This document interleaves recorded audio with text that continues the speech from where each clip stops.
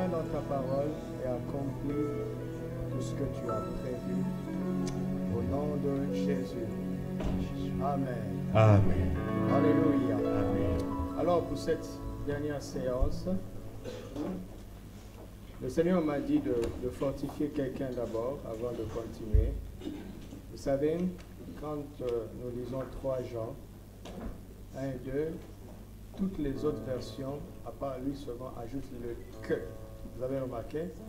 Je souhaite que tu prospères à tous égards et que tu sois en bonne santé. N'est-ce pas? Le fait d'ajouter que, ça renvoie à entendre de cette façon. Je souhaite que tu prospères à tous égards et je souhaite que tu sois en bonne santé, comme prospère l'état de ton âme.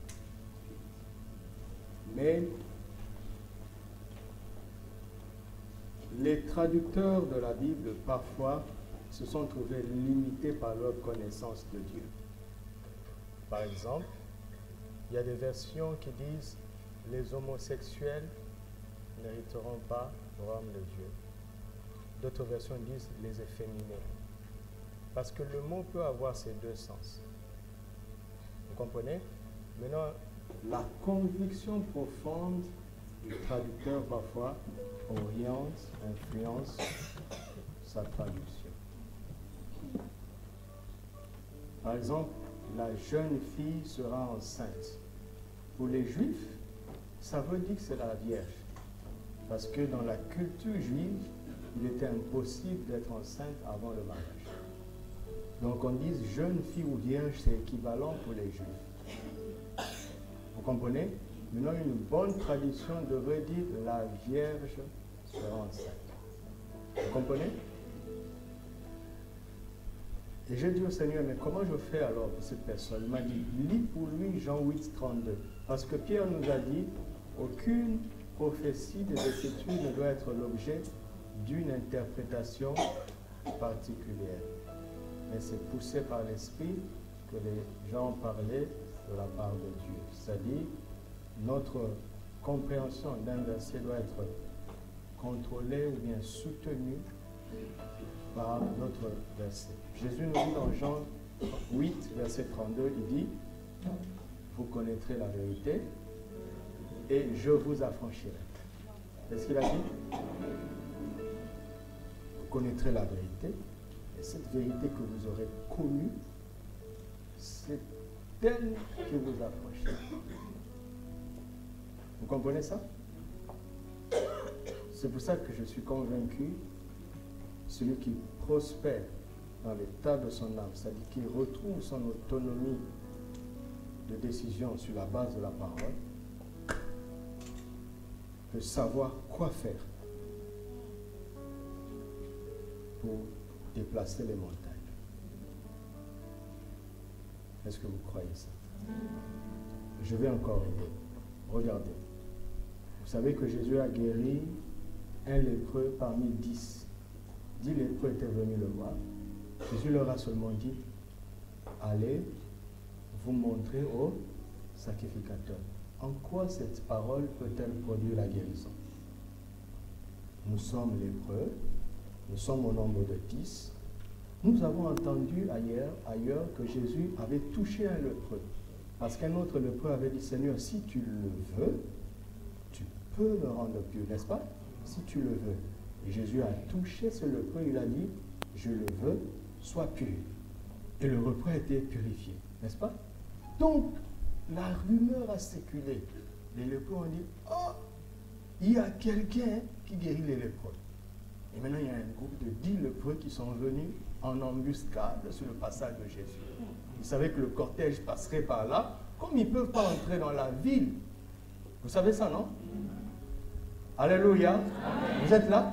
Ils ne peuvent pas entrer dans la ville. Donc, leur seule solution, c'était d'avoir une information sur un voyage de Jésus. Alors, ils se sont mis en embuscade pour que Jésus les remarque. Et Jésus leur a dit, à 10 lépreux, allez vous montrer au sacrificateur.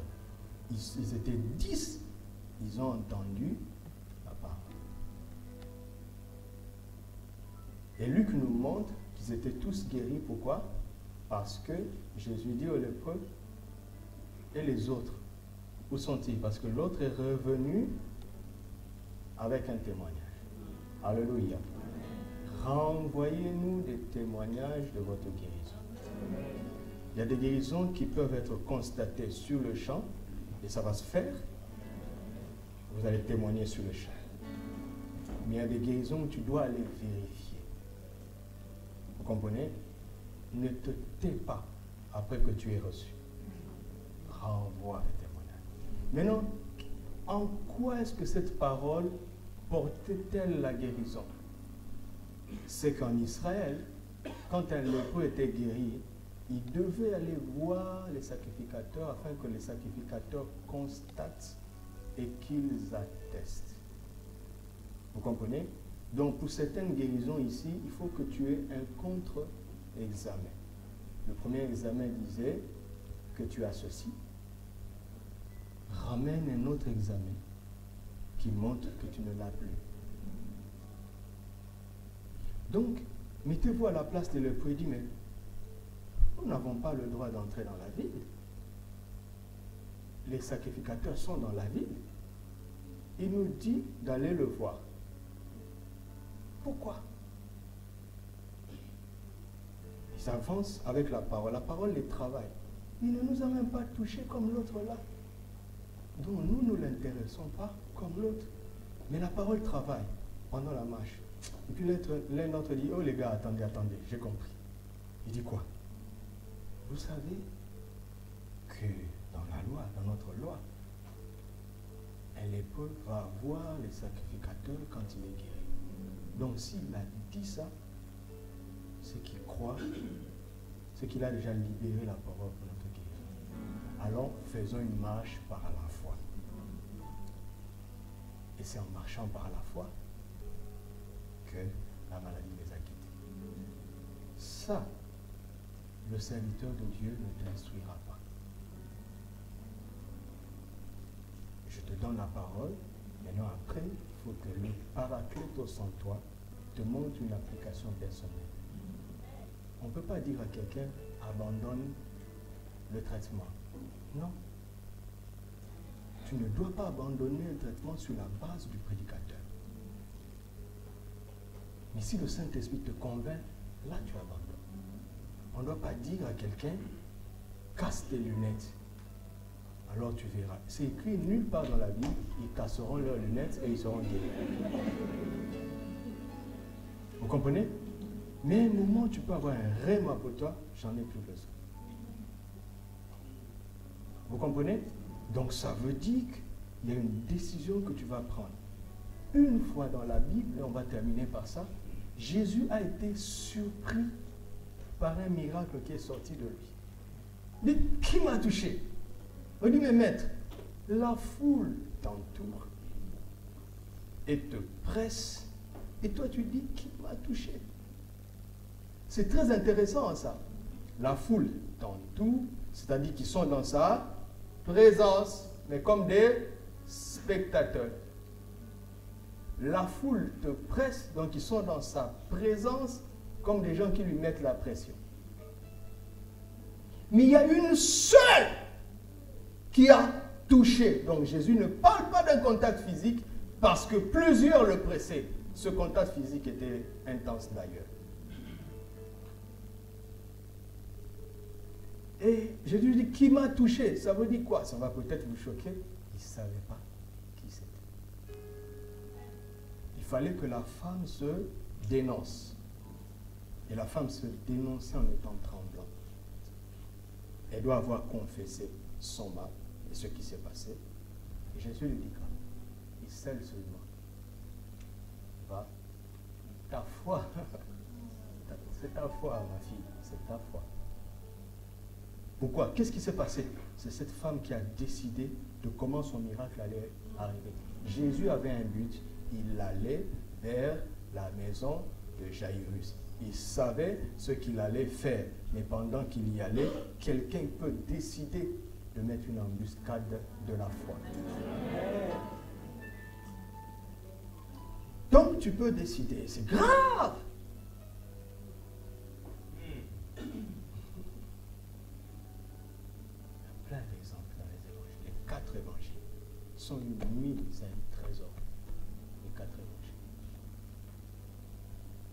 Alors je répète encore, comme Jean qui parle à un Gaius, mon frère, ma soeur, c'est évident que l'état de ton âme prospère. Et décide. Décide comme Ruth. Elles sont revenues avec sa belle-mère. On va dire que le ciel leur est tombé sur la tête. Papa est décédé avec ses fils. Il a laissé une femme et 2 belles filles. Est-ce que ça, c'est pas le pire? Mais Ruth dit à cette femme, dont le Dieu apparemment l'avait abandonnée, Ruth lui dit, là où tu iras, j'irai. Ton Dieu sera mon Dieu, ton peuple sera mon peuple. Donc Ruth a confessé que ce n'est pas un Dieu qui tue les gens.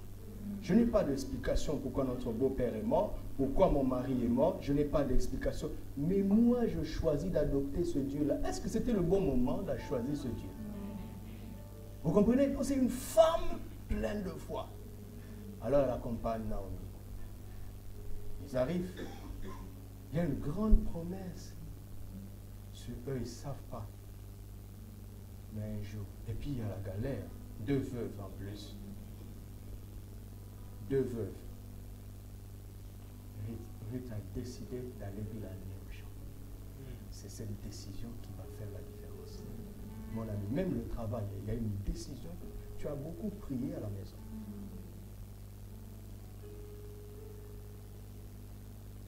Rebecca a décidé d'aller là où on a bref. C'est là où elle a trouvé son Isaac. Je ne te demande pas de faire des avances à un frère. De lui faire les yeux doux. Ce n'est pas ça que je te demande. Je te demande d'avoir un comportement. Un sens de responsabilité. Qui fait que l'homme ne te choisit pas parce que tu sais marier les couleurs. Hein? Mais il te choisit parce qu'il voit un caractère, une vertu. N'êtes-vous pas des vertueuses? Amen.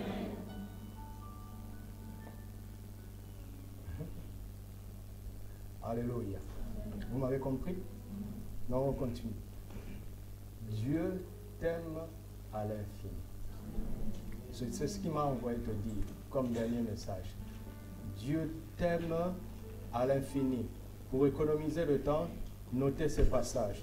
Ésaïe 43, 1 à 4, Ésaïe 54, verset 10, Romains 5, 5, Romains 8, 28 à 39,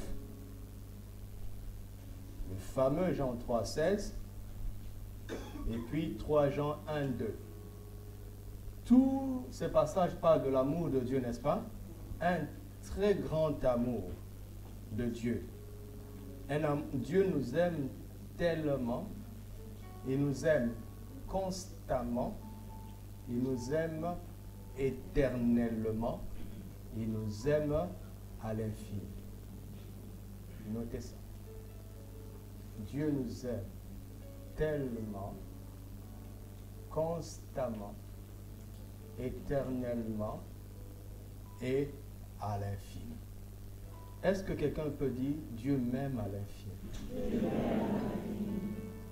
Et tu sais, quand tu aimes tellement quelqu'un, ce moindre problème te préoccupe. Tu comprends? Une démangeaison. Tu comprends? C'est pas un cancer, hein? Hein? J'ai lu dans les sujets de prière. Quelqu'un a seulement des démangeaisons dans la peau. Et ça a perdu depuis 2 ans. Quand j'ai lu ça, j'ai dit que Dieu te bénisse. Tu crois que Dieu peut aller jusque-là, s'intéresser à ça? Oui. Un jour, j'exerçais le ministère et Dieu m'a dit, fais un appel, que toutes les sœurs qui ont des chutes des cheveux viennent. Prie pour eux. Je n'avais pas envie de faire cet appel. J'ai dit, mais c'est un détail, Seigneur. Les cheveux tombaient et puis alors. Mais j'ai fait cet appel et j'ai été surpris. Beaucoup de sœurs sont là. Ne t'en fais pas, je ne veux pas faire cet appel. Ça m'a instruit. Ça m'a instruit de voir que Dieu peut s'intéresser à ça. Mon frère, peut-être pour nous c'est un détail, mais ça dérange les sœurs. quand tu aimes tellement quelqu'un, ses moindres préoccupations te préoccupent. Alléluia. C'est pour ça que Dieu nous aime tellement qu'il a donné son Fils, n'est-ce pas? Afin que quoi? Quiconque croit en lui ne périsse point, mais qu'il ait la vie éternelle. Le Seigneur m'a dit, dites à mon peuple, la pire de choses qu'ils peuvent me faire endurer, c'est de douter de mon âme. C'est pour ça que Paul dit dans Romains 8, nous avons cette assurance que ni ceci, ni cela, rien ne pourra nous séparer de l'amour de Dieu. Alléluia. Il nous dit encore, si Dieu ne vous a pas refusé son Fils, combien ne vous donnera-t-il pas toutes choses par lui? Toutes choses, c'est quoi? Toutes choses. Même un stylo. Est-ce qu'un stylo fait exception à tout? Même si tu sais que si le bus coûte 4 dirhams et que tu n'as que 3 dirhams, tu n'as pas le droit de monter. Mais le dirham qui te manque l'intéresse. Et par Christ, il peut te donner des millions, mais il peut aussi te donner un dirham. Vous m'entendez? Dieu m'aime tellement. Dieu m'aime tellement. C'est pour ça que le même apôtre Jean dit, nous avons connu l'amour de Dieu, 1 Jean 5, 16, et nous y avons cru. Regardez, l'amour de Dieu demande à être cru. Et comment je vais traduire ça? Par exemple, si c'est ton anniversaire et que je te fais un cadeau avec une belle carte, tu vas comprendre que je m'intéresse à toi. Tu n'as pas besoin de croire en ça, tu as vu. N'est-ce pas? Mais quand il dit nous y avons cru, ça veut dire qu'il y a une révélation d'un aspect de l'amour de Dieu qui demande de la foi. Parce que c'est trop beau pour être vrai. Alléluia. Et Dieu sait que tu sais qu'il t'aime, mais il sait que tu ne sais pas à quel point il t'aime. Parce qu'il y a un niveau de son amour que tu as accepté, parce que cela te semble normal. Mais il y a un autre niveau où ce n'est pas normal. Il ne te reste plus que la foi. Hein? Vous me comprenez? 1 plus 1 égale combien? Tu n'as pas besoin de foi pour ça, tu peux le prouver. N'est-ce pas? Tu peux le prouver. Une orange plus une orange, ça fait 2 oranges. Ça se prouve. C'est comme ça que les pédagogues nous ont appris à l'école primaire. Ils ont prouvé ça. Mais quand il faut utiliser la foi, ça veut dire que ce sont des choses qui ne se prouvent pas. A priori. Mais qui révèlent de leur efficacité quand on croit. Amen. Vous comprenez? Donc ils nous disent que nous avons connu l'amour de Dieu et nous y avons cru. Ils ne parlent pas de l'amour que nous avons accepté jusque-là. Ils parlent d'un amour qui est trop beau pour être vrai. Dieu t'aime à ce point-là. Il t'aime à l'infini. Alors il dit, élargis ton cœur. Paul dit, mais nous sommes à l'étroit, votre cœur s'est rétréci. Parce qu'il constate que les Corinthiens, au début, ils étaient chauds. Mais avec le temps, commence à tiédir. Leur cœur s'est rétréci. Ils ne reçoivent plus davantage. Mon ami, tout ce que tu sais de l'amour de Dieu, je suis venu te dire aujourd'hui que c'est rien. Tu n'as encore rien vu. Dis à ton frère, tu n'as encore rien vu. Je t'assure, nous n'avons encore rien vu. regardez, Jésus prend ses disciples, il leur dit, allons à l'autre bord.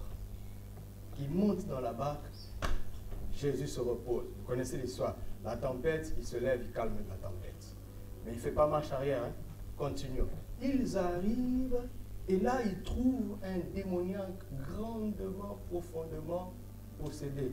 Jésus délivre cet homme, il monte dans la barque, il dit, rentrons. Mettez-vous à la place des disciples. Tous ces voyages pour une seule personne. Il a quitté le ciel pour la terre, rien que pour moi. Parce qu'il m'aime à l'infini. Quelqu'un peut recevoir ça.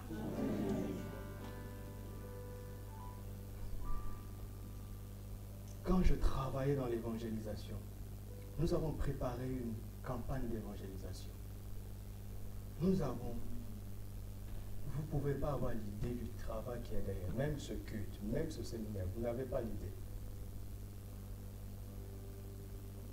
Et moi, je n'étais pas parmi les responsables pour prier pour les gens. Moi, j'étais dans le service d'évangélisation, mais je n'étais pas responsable. J'étais dans mes débuts. Et j'étais parmi ceux qui avaient renforcé l'équipe de la logistique. Donc c'est nous qui avons transporté les bancs, qui avons installé, qui avons tendu la pelouse. C'était ça que moi je faisais. Et nous avons eu 3 fois plus de monde que nous l'attendions. C'était un miracle. Ça fait que les personnes qui étaient préparées pour prier, parce qu'il y a eu quand il y a eu la paix, il y a eu une moisson abondante. Donc nos responsables étaient débordés. Alors ils ont improvisé, ils ont désigné certaines personnes pour aller prier pour les gens. Et c'est là que pour la première fois, on m'a joint au groupe. Il y avait du monde pour prier pour les gens et le Saint-Esprit était en train de toucher. Donc, et je suis allé prier. Quand je suis arrivé sur une personne, la parole de Dieu est venue sur moi. Et je lui ai dit, je récitais seulement, Dieu peut faire travailler une trentaine de personnes pendant 3 semaines, les faire jeûner et prier, et faire travailler une centaine de personnes pendant 2 jours pour une campagne d'évangélisation, rien que pour toi. Parce que étant dans les coulisses, je savais ce que nous avions fait, n'est-ce pas? J'imaginais l'ampleur du travail qu'il y avait derrière les coulisses, et le Saint-Esprit m'a fait réaliser, et puis m'a montré que c'était rien que pour elle. Quand j'ai dit ça, je ne l'ai même pas touchée. Paf! Elle est tombée. Et elle a été délivrée, sa vie a été changée jusqu'aujourd'hui. Mais cette parole m'a travaillé tellement que quand je suis rentré, je me suis dit, tiens donc, nous avons fait tout ça pour elle. Je suis venu te dire, nous sommes là depuis le mercredi, rien que pour toi. Parce que Dieu t'aime à l'infini. Regardez, pour récupérer une seule âme, le Fils prodigue, une seule personne, Dieu a provoqué une famine dans le pays de sa perdition. Une seule personne. Et on dit, il eut une famine dans le pays. Mais là, nous lisons vite. Arrête-toi un peu. Une famine. Arrête-toi là. Arrête-toi. Écoute le Saint-Esprit. Et quand tu t'arrêtes, le Saint-Esprit commence à te montrer comment la famine a commencé à briser le garçon. À le briser. À le briser. Au point qu'il a déjà compris qu'il s'était trompé. Mais pour rentrer, il ne veut pas. Il est encore orgueilleux. Il s'entête. Il commence à travailler. Il dit, je vais gagner moi-même. Hein? Je mérite de souffrir. Parce que j'ai déjà bousillé mes cartes. Télécharge ce qui vient de Dieu. Quand tu prends tout, il lui reste plus que tout. Et maintenant, il a essayé de se rattraper par ses propres forces et il allait de mal en pis. Comme on dit, cette femme-là, elle a dépensé tout ce qu'elle avait entre les mains des médecins et sa situation est allée en empirant parce qu'elle avait les moyens pour se soigner. La foi, c'est pour les pauvres. Moi, j'ai l'argent pour aller voir un médecin. Mon ami, économise ça, reçois la foi gratuitement, mets l'offrande. Mets l'offrande. Il y a des traitements qui coûtent 30 000 dirhams, 50 000 dirhams. Je vois des gens qui quittent nos pays d'Afrique pour venir se soigner ici. Je les vois constamment. Quand je vois les chiffres qu'ils laissent, vous savez, pour la vie, l'homme est prêt à dépenser.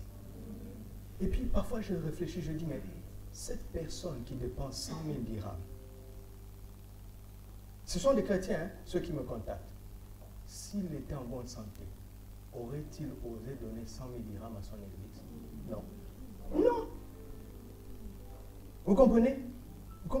Mais est-ce que tu te rends compte de combien d'argent tu économises simplement parce que tu es en bonne santé? Est-ce que tu sais ça? Exprime ta reconnaissance. Parce que de toute façon, si tu étais tombé malade, tu allais dépenser. Dieu t'aime à l'infini. Maintenant, quel est le cadeau de Dieu pour nous prouver qu'il nous aime à l'infini? Ne répondez pas encore. Ne répondez pas encore. La Bible dit que quand un malheureux crie, l'Éternel entend, n'est-ce pas? Savez-vous que Dieu aime aussi les païens? Quand il lui donne la santé, parce que tous les païens qui sont en bonne santé, c'est grâce à Dieu. C'est un témoignage d'amour. Quand il donne l'intelligence, c'est un témoignage d'amour. Qu'as-tu que tu n'as pas reçu? Donc tout ce que nous avons, nous l'avons reçu de Dieu, c'est un témoignage d'amour. Mais ça, ce n'est pas un témoignage de l'amour extrême de Dieu. Suivez-moi très bien. L'amour donne toujours. Quand tu aimes, tu donnes. Et quand quelqu'un a tendance à vouloir prendre de toi, même s'il est gentil, même si vous vous entendez bien, la révélation de l'évangile te prouve qu'il ne t'aime pas. Parce que l'amour ne reçoit pas, l'amour donne. Hein? Je ferme la parenthèse. Quand tu aimes, tu donnes. Maintenant, quand Dieu aime à l'extrême, il nous donne quoi? Ou qui? Je veux une réponse. Jésus. Quelqu'un a dit le Saint-Esprit. Prenons les deux versets. Non, c'est deux réponses. Elles reposent sur quelle parole de Dieu? Jean 3,16 dit quoi? Récitez. Il nous a donné afin que ne périsse quoi? Et qu'il ait quoi? Ah, ça veut dire quoi? Ça veut dire que Jésus, qui est le don de son amour extrême, est la porte qui donne accès à quoi? Voilà. Jésus a dit qu'il est la porte, non? Alors il dit, certainement, entre dans ce que j'ouvre. Dieu m'a donné à toi pour que, au-delà de moi, tu aies accès à quoi? À la vie éternelle. Maintenant, si la vie éternelle est vraiment la vie éternelle, Pierre ne devait pas mourir, Jean ne devait pas mourir, Jacques ne devait pas mourir, Philippe ne devait pas mourir, Paul ne devait pas mourir. Ils seraient des vieux pères avec nous à l'église. Parce que la vie éternelle, normalement, quand tu as la vie éternelle, tu es immortel.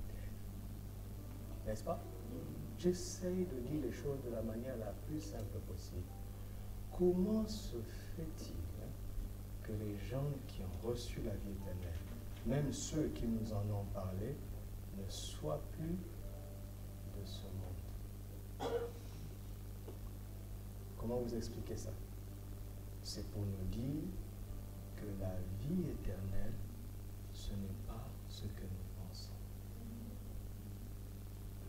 Vous m'entendez? Voici, je vais vous définir la vie éternelle. La vie éternelle, ce n'est pas la vie éternelle. Ça, c'est la première définition. Notez ça. La vie éternelle, ce n'est pas la vie éternelle. mais c'est la vie éternelle.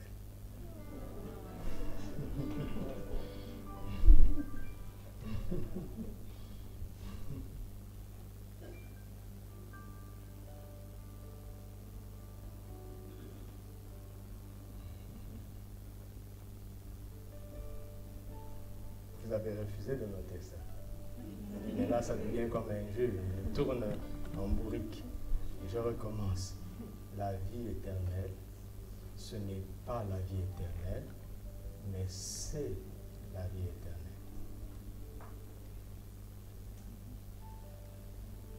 La vie éternelle, ce n'est pas vivre éternellement, mais c'est recevoir une éternité de vie.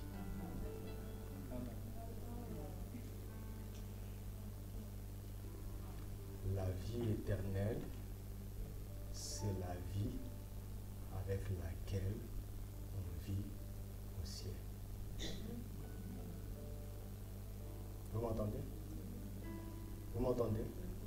La vie éternelle, c'est la vie avec laquelle on vit au ciel. La vie éternelle, c'est la vie même de Dieu lui-même. La vie éternelle, c'est la vie avec laquelle Dieu vit dans l'éternité et qui est donnée comme un cadeau dans l'homme sur terre. N'est-ce pas que Jésus est mort? Il est ressuscité, n'est-ce pas? Mais sa vie continue à avoir de l'impact jusqu'aujourd'hui. Pourquoi? Parce qu'il a vécu de la qualité de la vie de Dieu. Ce que Dieu te demande, ce n'est pas nécessairement de vivre longtemps, d'accord? Mais c'est de vivre comme lui dans le temps qu'il te permet de vivre sur la terre. Amen. Vous m'entendez? Et le cadeau qui est la preuve de l'amour extrême de Dieu, c'est la capacité de vivre comme Dieu. C'est la capacité de vivre comme on vit au ciel sur la terre. Alléluia. Dieu t'aime tellement qu'il veut que tu vives sur la terre comme on vit au ciel. Dieu t'aime tellement qu'il veut que tu sois un VIP sur la terre. Amen. Dieu t'aime tellement qu'il veut que tu sois une personne exceptionnelle sur la terre. Dieu t'aime tellement qu'il veut que ce qui fait tomber tout le monde sur la terre ne te fasse pas tomber. Ce qui triomphe de tout le monde sur la terre ne triomphe pas de toi. Ce qui tue tout le monde sur la terre ne te tue pas. Justement, l'une des explications de Zoé, le mot grec qui est traduit par la vie éternelle, c'est une explication étrange. C'est une vie qui tue la mort. C'est que quand cette vie entre dans ton système, elle a la capacité de faire vivre et elle a la capacité de tuer. Elle tue tout ce qui te fait tuer et elle fait vivre tout ce qui te fait vivre. Amen. Vous allez me dire, oh, mais ce sont des choses compliquées. Non, ce n'est pas des choses compliquées. Par exemple, le comprimé que tu prends. Sais-tu que chaque comprimé que tu prends est un poison? Est-ce que tu sais ça? Si tu veux prendre 10 comprimés à la fois, avale. Tu vas voir que ce qui est censé être un remède va devenir un poison. Mais l'intelligence du médecin, c'est quoi? C'est que le poison, c'est quand la dose augmente. Mais quand la dose est infime, elle n'est pas un poison pour toi, mais elle est un poison pour ce petit animal qui est en toi et qui te fait mal. Non? Oh Dieu, comment je vais vous expliquer ça? Regardez, prends un fil électrique, branche et puis tu touches, tu t'électrocutes, n'est-ce pas? Maintenant, prends le chargeur de ton téléphone, branche et puis touche, tu ne t'électrocutes pas. Mais quand tu branches dans le téléphone, tu vois que le courant passe. Oh, Mais moi, quand je touche, je ne sens rien. Tu sens rien, mais le courant passe. Mais ce courant-là est faible. Est faible par rapport à ta capacité, mais est fort par rapport à la capacité du téléphone. C'est ça le médicament. C'est un poison dans une petite dose pour cette maladie dans ton corps. C'est un poison. Le médicament est un poison pour la bactérie, pour le virus. C'est un poison. Mais c'est comme une vitamine pour toi. Parce que le médicament te fait vivre en tuant le micro-organisme. Vous comprenez ça? Et Zoé te fait vivre en tuant tout ce qui est dans ton système pour te tuer. Est-ce que quelqu'un comprend ça? Donc, quand tu comprends ça, moi-même, je sens déjà l'onction me traverser. Quand tu comprends ça, tu décides d'être en bonne santé. Tu comprends? Tu n'as pas compris pour toi, parce que Zoé est déjà dans ton système et il fonctionne. Parce que Dieu, dans son amour extrême, t'a transmis cela. Alors tu décides que Zoé devienne un poison pour ce problème en toi, tout en te vivifiant. Alléluia. Est-ce que quelqu'un comprend ça? Celui qui vous parle, on lui avait donné 8 ans de vie sur terre. J'en ai maintenant 41. Avec les 9 mois que j'ai fait dans le ventre de ma mère. Ça fait 41 ans. Comment? J'ai été guéri tout seul. Les parents ont tout essayé. Tout essayé. Tout. La médecine moderne, traditionnelle et spirituellement négative. Tout. On a vu des marabouts, tout. On a même fait venir un spécialiste, je le raconte tout le temps, parce que ça c'est mon privilège. Hein. Je suis un VIP depuis longtemps. Il fallait qu'on m'envoie en Occident pour qu'on me soigne. Et l'entreprise de mon père a fait des calculs. Si moi je pars, ça va coûter autant. Mais si on fait venir ce spécialiste, on lui a demandé ses honoraires, il a accepté. Donc ils ont négocié. Tu viens, on te paie tes honoraires, mais tu soignes aussi d'autres cas. On va te payer moyennant des commissions. Donc ils ont fait des calculs, ils ont été sages. Ils ont fait des compensations, ils ont vu que ça coûtait moins cher qu'ils viennent. On a fait déplacer un spécialiste belge qui est venu à Kinshasa au Congo, rien que pour moi. Il s'appelle Monsieur Deschef. Le jour où j'entrerai dans l'éternité, je vais fouiller pour voir s'il est là. Parce qu'il m'a fait du bien, mais voilà, il n'a rien pu faire. Un jour, j'ai fait tellement une crise, j'ai raconté ça à quelqu'un. Quand la crise est... Parce que quand je faisais une crise, c'était le coma, le soins intensif. C'était en pleine journée. Et le président de la République passait.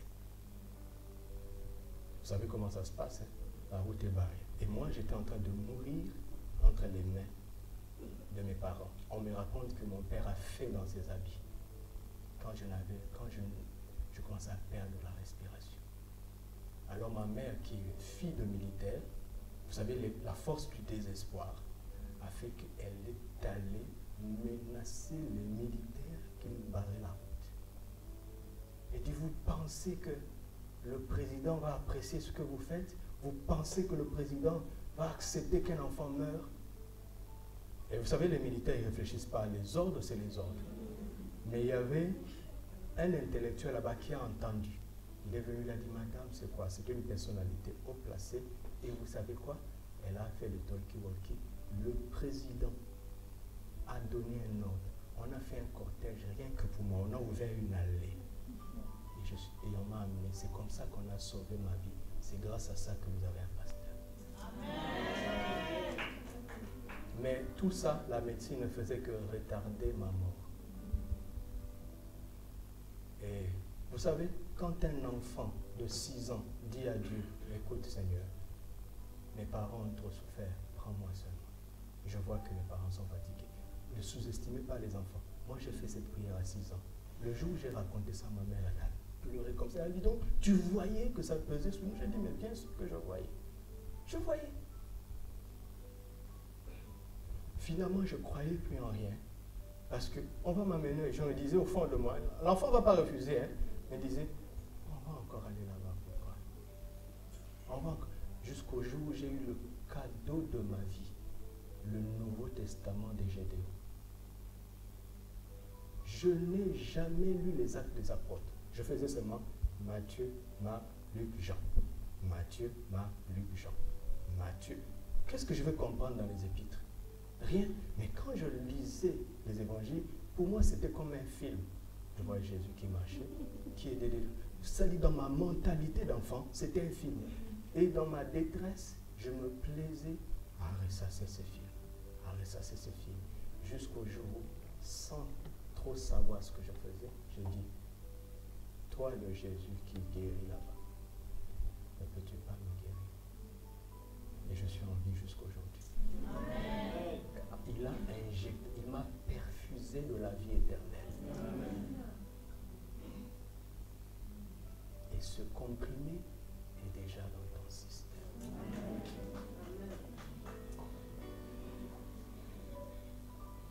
Vous comprenez c'est quoi être un enfant de Dieu? Vous commencez à comprendre. C'est pour ça que la foi à l'infini, c'est la foi qui te pousse à opérer toi-même. Franchement, quand tu étais enfant, on t'emmenait à l'hôpital, n'est-ce pas? Et le médecin parlait à tes parents qui ne sont pas malades, n'est-ce pas? Et il leur disait, il doit prendre ceci, on parle de toi, hein, mais à tes parents. Mais maintenant, là, on va parler à qui? À toi-même. Si tu veux guérir, tu prends. Si tu ne veux pas, tu ne le prends pas. Quand j'étais enfant, je n'aimais pas les comprimés amers. Mais quand j'ai grandi, l'amertume ne me posait plus un problème. Non? Je te parle. Maintenant la question, comment faire pour permettre à ce comprimé de la vie éternelle en moi d'opérer? Vous voulez que je vous dise comment faire? Est-ce que vous voulez? Je vais vous montrer 4 ou 5 choses. La toute première chose, je viens de la faire déjà. C'est qu'il faut abandonner l'ignorance. Parce que la vie éternelle en toi, elle fonctionne quand tu sais ce qu'elle représente. Et c'est ce que je viens de vous dire. Alléluia. La deuxième chose que tu dois faire,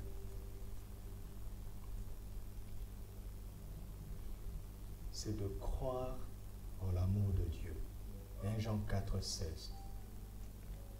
Nous avons connu l'amour et nous y avons cru. Pourquoi? Je dis, mais pourquoi je dois croire en l'amour de Dieu forcément? Pourquoi je dois croire en l'amour de Dieu? Ça va, vous me suivez? Vous tenez encore? Ok. En haut, vous me suivez? Très bien, je vous vois. Que Dieu vous bénisse. Je suis en train de terminer, n'ayez pas peur. N'ayez pas peur. Regarde ce que je suis en train de faire. J'ai été impressionné quand je suis allé en formation en Afrique du Sud dernièrement. C'est une formation de pasteurs, n'est-ce pas? C'est une formation de pasteurs. Il y a le Healing School qui est fait pour les malades. On les enseigne pendant 18 jours. Et le dernier jour, le pasteur Chris, il vient, il prie pour eux et il y a des miracles extraordinaires. Mais nous sommes allés pour autre chose. Là où il nous transmet comment il opère grâce à la révélation de la parole de Dieu et la foi. Mais il y a des pasteurs aussi qui étaient malades parmi nous. Mais il y avait précisément un pasteur qui était tellement malade qu'il était sur le point de mourir. Et lui, il est venu à cette formation, pas pour être formé, mais parce qu'il était au bord de la mort. il s'est dit, si je dois m'inscrire pour la prochaine session, parce que ce sont des sessions, je ne suis pas sûr que je peux vivre encore 3 mois plus tard. Et quand il a entendu parler d'une session des pasteurs, donc il s'est saisi de la brèche, n'est-ce pas? Mais il n'est pas venu pour être formé. Il est venu pour recevoir la guérison. Alors, dès le premier jour, parce qu'il allait vraiment mal, il a réclamé. Dites au pasteur Chris de venir prier pour moi. J'ai été marqué par cette histoire. Vous savez, Dieu, tout ce que tu vis, Dieu le permet pour ton instruction. Et le monsieur était tellement mal. C'est un Africain, mais lui, il vit au Canada. Et sur notre site, dans l'hôtel où nous étions, j'étais le seul noir africain. Comme je viens du Maroc, on me classe toujours dans la région des Arabes. Tous mes collègues étaient des Arabes. Pakistan, Dubaï, Inde, voilà. En fait, je suis arabe, moi. Maintenant, moi j'avais une chambre individuelle, lui aussi il avait une chambre individuelle. Mais il était tellement malade qu'il pouvait rendre l'âme au milieu de la nuit. Alors il fallait qu'il dorme avec quelqu'un. Et ils se sont dit, il va peut-être se sentir plus proche de moi du fait que nous sommes blacks tous les deux. Donc ils sont venus me demander, accepterais-tu de partager la chambre avec le pasteur qui est malade? J'ai dit, bien sûr. Mais je vous dis, oh, le pauvre, il souffrait. Il souffrait. Et dans sa souffrance, il disait toujours, emmenez-moi chez le pasteur Chris. Il va prier pour moi. Vous savez ce qu'ils lui ont dit? Pasteur Chris n'est pas un marabout. Si tu n'as pas la parole en toi, il ne peut rien faire. Il dit, waouh! Mais on nous trompe à YouTube. Mais ça vous trompe. Ça vous trompe. Ce n'est pas un marabout. Ce que vous le voyez faire, c'est parce que derrière, les gens sont assis dans la parole, comme je suis en train de faire avec vous. Et je vous assure, les miracles qui vont germer ici vont être impressionnants, impressionnants, impressionnants. Vous savez quoi? Ils l'ont amené à l'hôpital. Ils ont payé un médecin, ils ont pris une ordonnance, ils ont acheté des médicaments pour lui et ils lui ont dit, bois. Alors que nous, les pasteurs, on nous enseigne que tu peux te passer des médicaments. Si tu sais comment activer la vie éternelle. Je dis, oh, mais on critique les gens. Avant de critiquer quelqu'un, il faut le connaître d'abord. On critique, on dit, mais ces gens-là, ils se prennent pour qui? Oh, les chrétiens ne peuvent pas tomber malades. Hé, est-ce que tu as compris ce qu'ils disent? Parce que Christ ne dit pas que le chrétien ne doit pas tomber malade. Il dit que le chrétien peut ne plus tomber malade. Il peut, c'est une possibilité. Mais si tu n'as pas cette foi-là, va chez le médecin. Ils l'ont soigné pendant 3 jours et on l'a emmené presque dans un brancard pour qu'il reçoive la parole. Écoutez-moi, il était dans ma chambre, le monsieur. Son sac où il y avait sa Bible, il ne pouvait pas le porter. C'est moi qui portais ça. Parce qu'il était dans ma chambre. Il fallait le doper de médicaments pour qu'il arrive à tenir une d'enseignement. Il y avait le bus qui le prenait à l'hôtel, parce qu'avant l'enseignement, il y a de longs moments d'adoration, de prière. Nous venons au début, mais il y avait une voiture spéciale qui va le prendre juste pour le moment où il y aura l'enseignement. Parce qu'il ne pouvait pas tenir 2 heures. Mais je vous dis, ce monsieur est rentré chez lui en soulevant sa valise. Ouais, moi, j'ai vu ça de mes yeux. J'ai vu ça. On l'a transfusé pendant 3 jours avec la parole. Et c'est ce que je fais avec vous depuis mercredi. N'est-ce pas que quand on te met un médicament, ça te donne de l'espérance? Le médecin dit 5 jours, non? Déjà dans 3 jours, je vais constater. N'est-ce pas, docteur? Ah ben oui, Si vous arrivez à faire quelque chose, nous, on doit faire plus. Alléluia. Donc, je ne te demande pas de croire que Dieu t'aime. Je te demande de croire que Dieu t'aime à l'infini. Au point que tes cheveux qui tombent,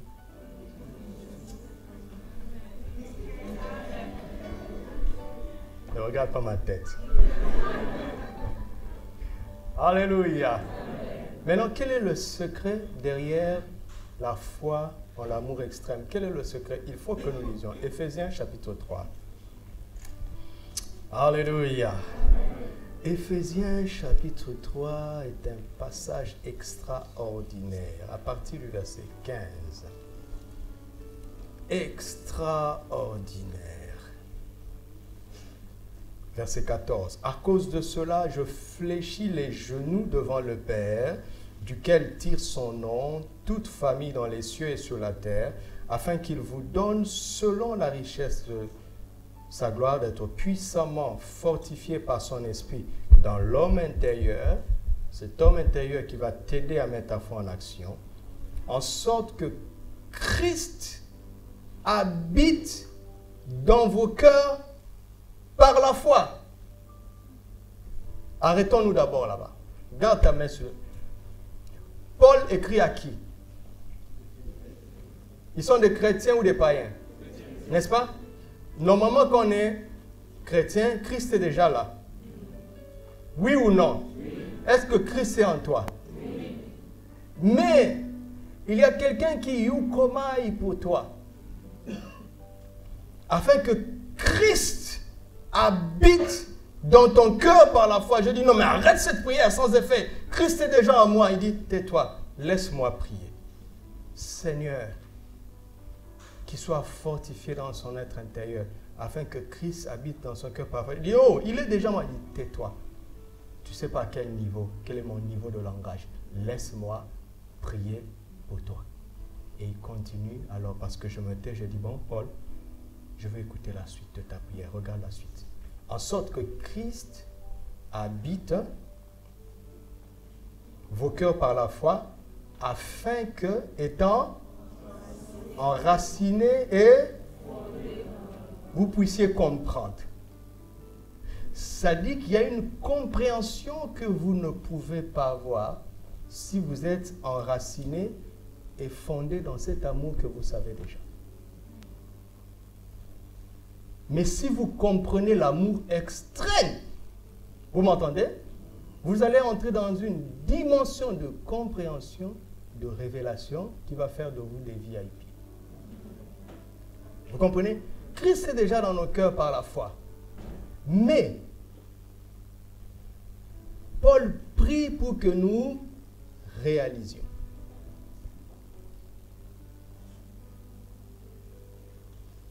Alléluia. Par exemple, le frère qui joue au piano, si tu ne l'as jamais vu, hein, et que tu as un piano à la maison, s'il est ton cousin, il viendra à la maison, mais tu ne sais pas qu'il peut faire sortir de belles mélodies de ton piano. Mais il habite vraiment chez toi, n'est-ce pas? Tu peux même aller payer un professeur de musique alors que ton cousin est là. Vous comprenez? Il est chez toi, mais tu ne sais pas qui il est. Vous comprenez? Et c'est ça la prière de Paul, que les chrétiens réalisent qui est vraiment celui qui est déjà en eux. Et donc quand il réalise ça, lisons, regardez la suite. Quand il réalise ça, il dit, verset 18, vous puissiez comprendre avec tous les saints quelle est la largeur, la longueur, la profondeur, la hauteur, et connaître quoi? L'amour de Christ qui? Voilà, c'est un amour inexplicable. C'est trop élevé. Et quand tu connais ça, qu'est-ce qui va se passer? En sorte que vous soyez remplis quoi? Jusqu'à quoi? Qu'est-ce que ça veut dire? Ça veut dire que quand vous êtes tellement rempli de Dieu, il n'y a plus de place pour la maladie. La maladie occupe la place que Dieu n'occupe pas encore en toi. Et le chemin pour être plein de Dieu de cette façon, c'est de méditer sur son amour extrême. C'est de ne plus confesser que Dieu t'aime, mais c'est de confesser qu'il t'aime tellement. C'est de confesser que tu es quelqu'un de spécial à ses yeux. C'est de confesser qu'il a dit que pour toi, je donnerai l'Égypte pour rançon. Je donnerai des nations. Rien que pour toi, je suis prêt à sacrifier des nations. Parce que tu es spécial. Tu vaux mieux à mes yeux que plusieurs nations. Quelqu'un ressent ça? En fait, je suis déjà en train d'opérer. Tu comprends?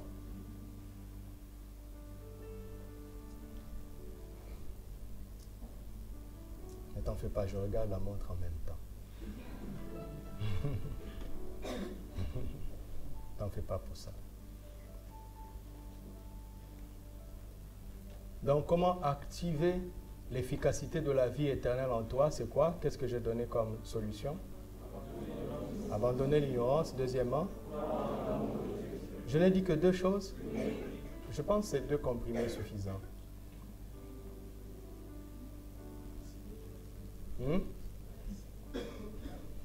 Je veux aussi que tu comprennes un 3e comprimé. Je veux que tu comprennes que Dieu tient à ton corps. Pas seulement à ton esprit ou ton âme. Tu m'entends?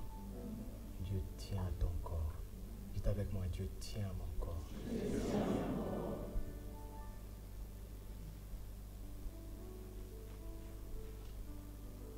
Il tient. Il y tient. La maladie nous limite. Il y a des choses qu'on ne peut pas vraiment faire quand on est limité par la maladie. Dieu connaît la valeur de ce corps. Parce que si tu perds ce corps, tu n'as plus le droit de rester sur la terre et de fonctionner sur la terre.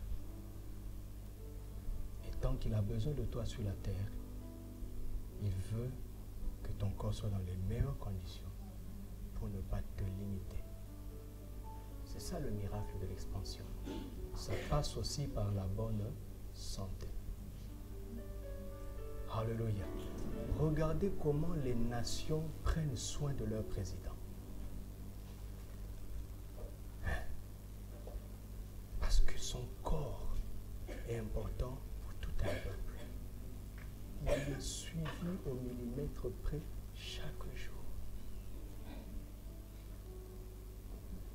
Toi, tu es un ambassadeur de Christ. Tu représentes son royaume. Tu as un mandat, tu as des choses à faire de sa part. Et il veut te mettre dans les meilleures conditions possibles pour que tu halakes, pour que tu te déploies. Vous comprenez? C'est pour ça qu'il tient à nos corps. Si j'étais mort à 8 ans, vous auriez un autre pasteur.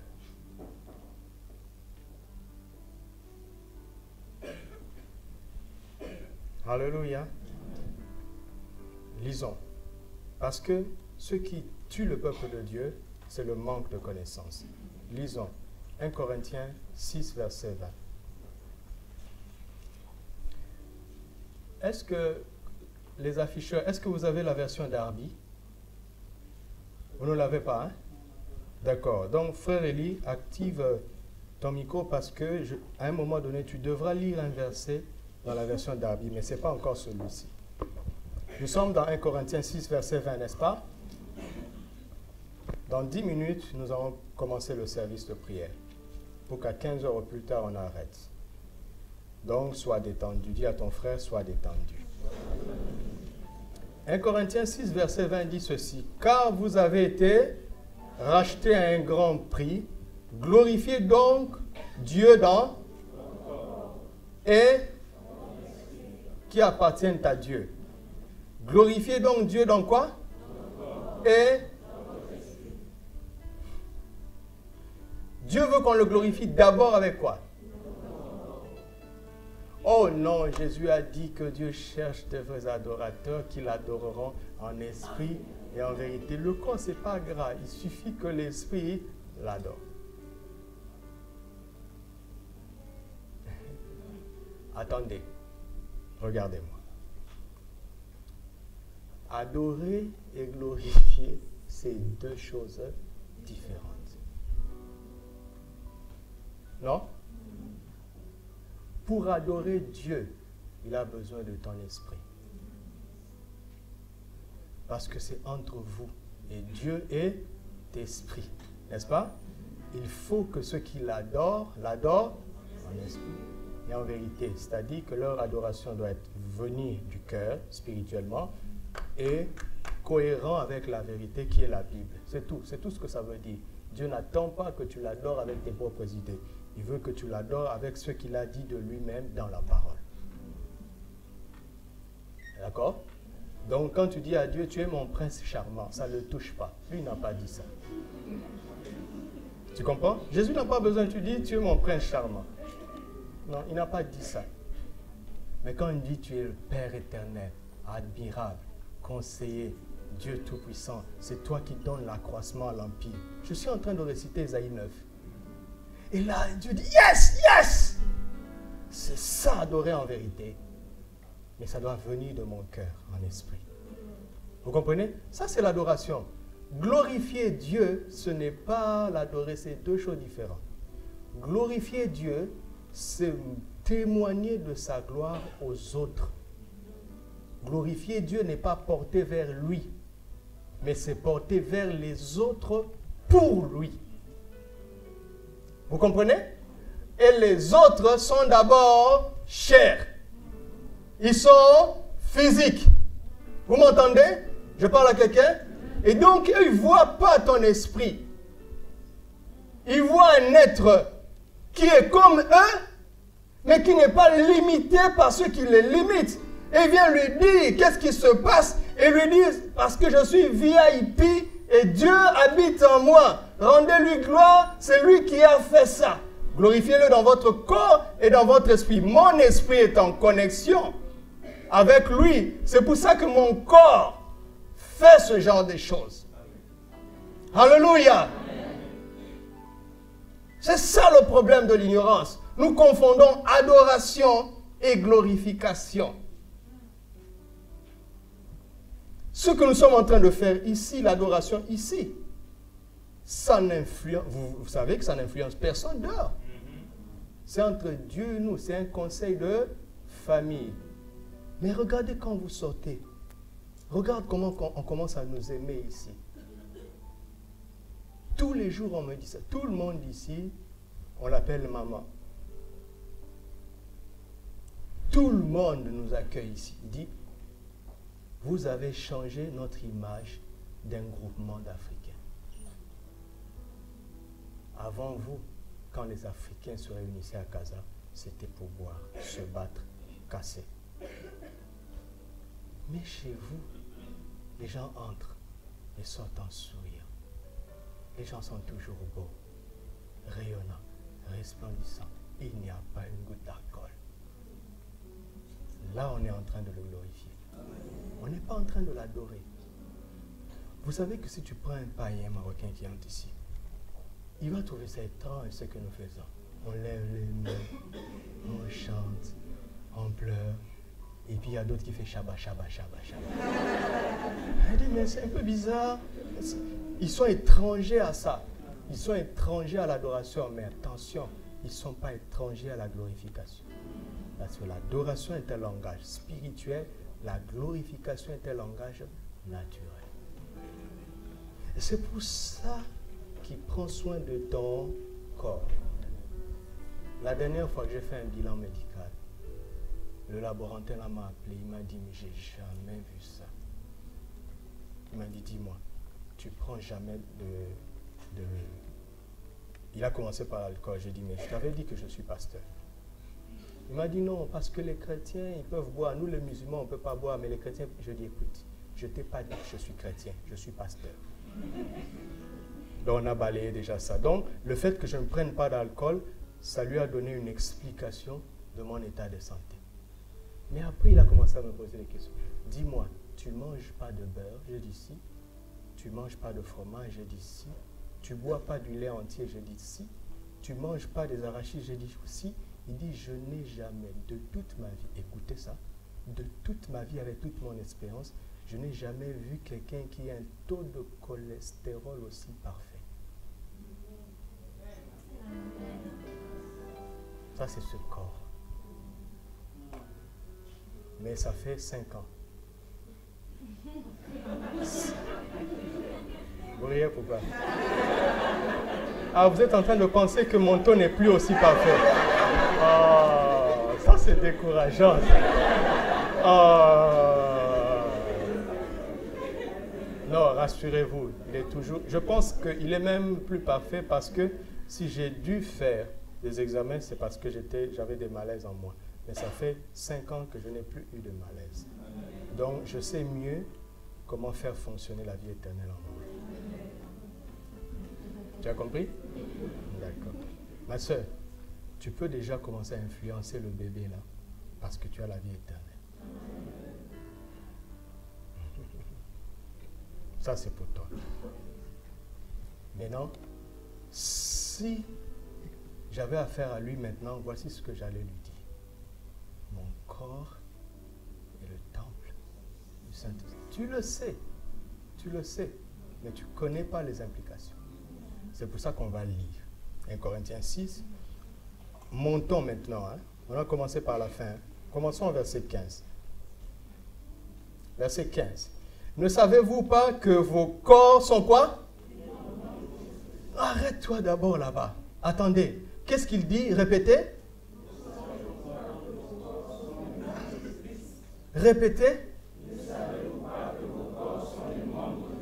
Qu'est-ce que ça veut dire? Est-ce que Christ est physique? Hein? Comment se fait... Maman Nangaye, je parle à Maman Nangaye. Comment se fait-il que mon corps, cette main, est la main que Christ a dans le domaine naturel? C'est pas possible. Non, c'est possible. Si, c'est possible. Moi aussi, je dis c'est pas possible, mais je change de confession. C'est possible. Ça fait que quand je vais t'imposer les mains, c'est la main de Christ qui te touche. Mais si je n'ai pas cette révélation, je ne veux pas t'impacter comme il faut. Mais t'en fais pas. J'ai la révélation maintenant. Seigneur, j'ai lu ça depuis des années. Des années, j'ai lu ça, Seigneur. Des années.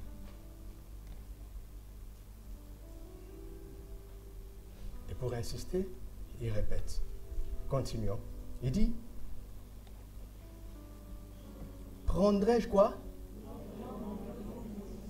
Pour en faire membre? Vous voyez de quoi il s'agit, non? Sans commentaire. Continuons. Loin de là, ne savez-vous pas que celui qui s'attache à la prostituée est quoi? Eh mon frère. Pas mon frère, parce que normalement un frère ne peut pas faire ça. Eh monsieur. Tu l'as rencontré une seule fois. Tu es parti. Vous ne vous êtes plus jamais vus. Mais ça, c'est ce que les yeux disent. Mais l'esprit vous voit attaché. T'en fais pas. Tu peux te détacher. Amen. Tant qu'il y a la grâce. Je continue. Car est-il dit, les deux deviendront. Regardez-le. Mais celui qui s'attache au Seigneur est avec lui quoi? Un seul esprit. Fuyez l'impudicité, quelque autre péché qu'un homme commette. Ce péché est hors du corps, mais celui qui se livre à l'impudicité pêche contre son propre corps. Ne savez-vous pas que le corps est le temple du Saint-Esprit qui est en vous déjà, que vous avez reçu de Dieu et que vous ne vous appartenez point vous-même. Ça veut dire si tu as fusionné avec le Saint-Esprit, sa vie devient ta vie. N'est-ce pas? Et parce qu'il ne peut pas être malade, alors tu peux être guéri. Parce que vous êtes un. Ok, je continue parce qu'on n'a pas beaucoup de temps. 1 Corinthiens 3, verset 13. Verset 13. Non, verset 16. 1 Corinthiens 3, verset 16. Lisons ensemble à haute voix. Ne savez-vous pas que vous êtes de Dieu et que l'Esprit de Dieu habite en vous? Verset 17. Si quelqu'un, Dieu le... Arrêtons-nous là-bas. Arrêtons-nous là-bas. Écoutez, je sais ce que les légalistes traditionnels pensent. Ils prennent ce verset pour dire qu'il faut vivre dans la pureté. Parce que si tu vis dans l'impureté, Dieu risque de te détruire. Hein? Ils prennent ce verset pour dire qu'il ne faut pas fumer parce qu'il est prouvé qu'en fumant tu détruis ton corps et Dieu n'aime pas ceux qui détruisent ce corps qui est son temple. C'est absolument vrai. Vous m'entendez? Absolument vrai. Il ne faut pas vivre dans l'impureté. Il faut éviter de fumer parce que ça détruit ce corps et Dieu n'est pas content parce que ce n'est pas ton corps. Tu comprends? Donc, l'alcool qui produit des maladies, qui détruit ton corps, est un problème parce que Dieu n'est pas content. D'accord? Maintenant, un régime de vie équilibré aussi est une source de bénédiction parce que quand on vit dans le désordre et que cela diminue notre espérance de vie, on est en train de détruire notre corps et Dieu n'aime pas ça. Vous comprenez? Ça, c'est pour aider ceux qui sont pas malades à demeurer en bonne santé par la sagesse. Mais il dit si quelqu'un détruit. Ça veut dire n'importe qui détruit, qui veut détruire, Dieu s'est engagé à le détruire. Amen. Ils ont compris. Si c'est un virus, Dieu va le détruire. Amen. Si c'est une bactérie, Dieu va le détruire. Amen.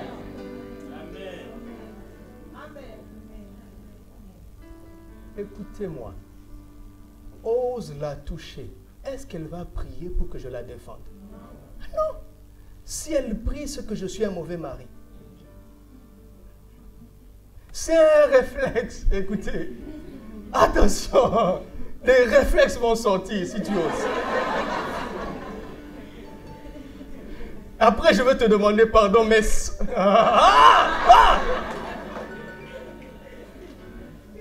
Mais Dieu est plus bon que moi.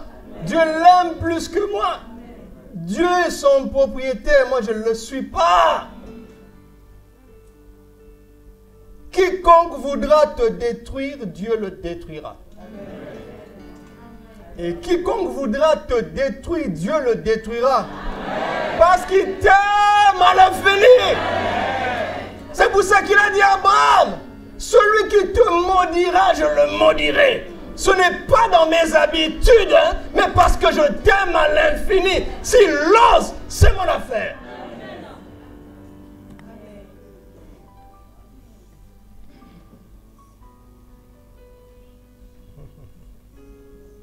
Il t'aime à l'infini.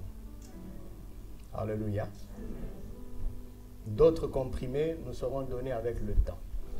Mais je te donne un dernier comprimé pour bien utiliser ton traitement.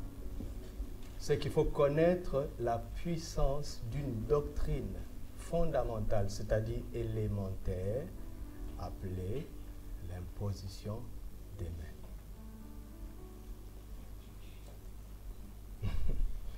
L'imposition des mains, c'est une communication de la vie de Dieu. Dans la Bible, quand Dieu voulait communiquer la sagesse, parfois il a utilisé l'imposition des mains. C'est-à-dire que le jeune Josué, Il y a un avant, un moment, le moment où Moïse a posé ses mains sur Josué, il y a un après. Vous comprenez?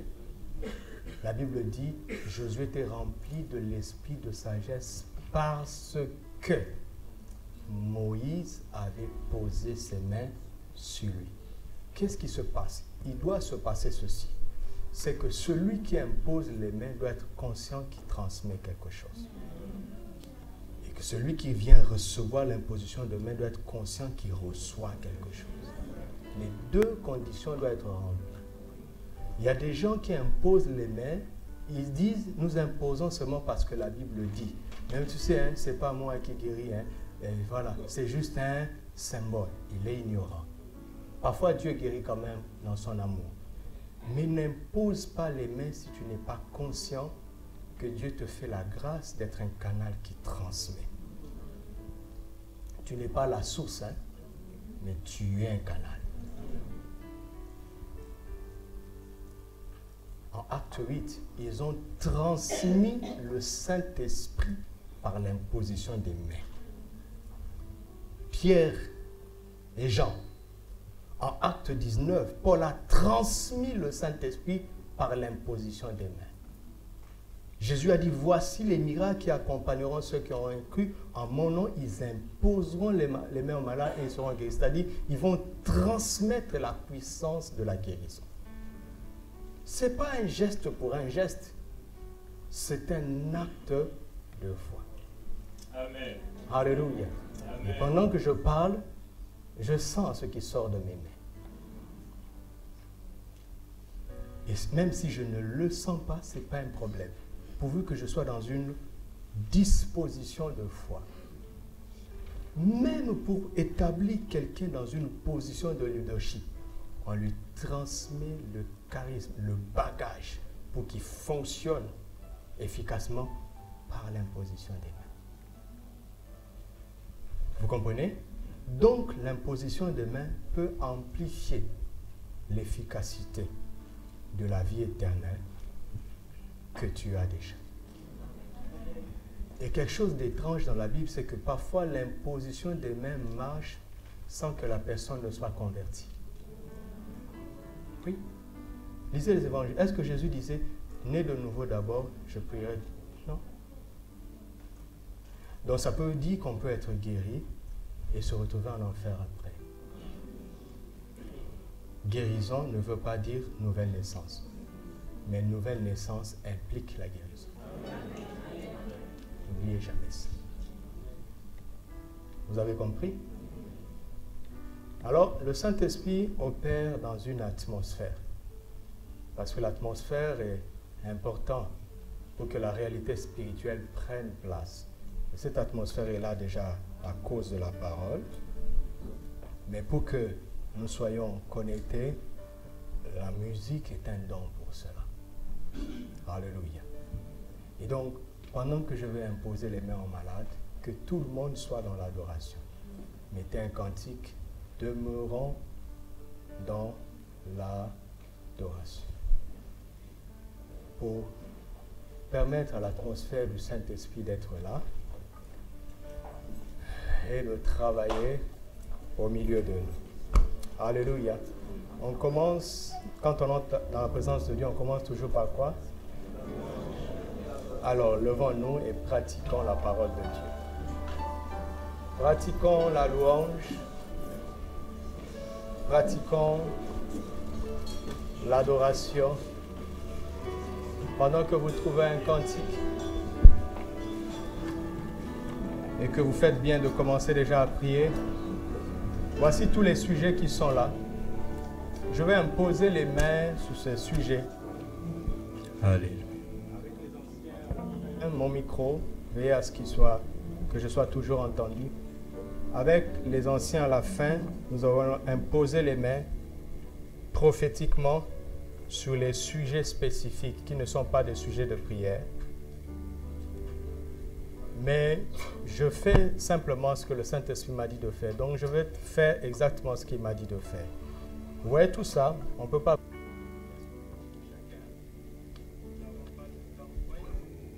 C'est dans le moment le plus important que le micro commence. Il est vaincu. Donc, à la fin, de manière prophétique, tous les anciens viendront ici et nous allons tenir ça ensemble et on va proclamer l'exaucement.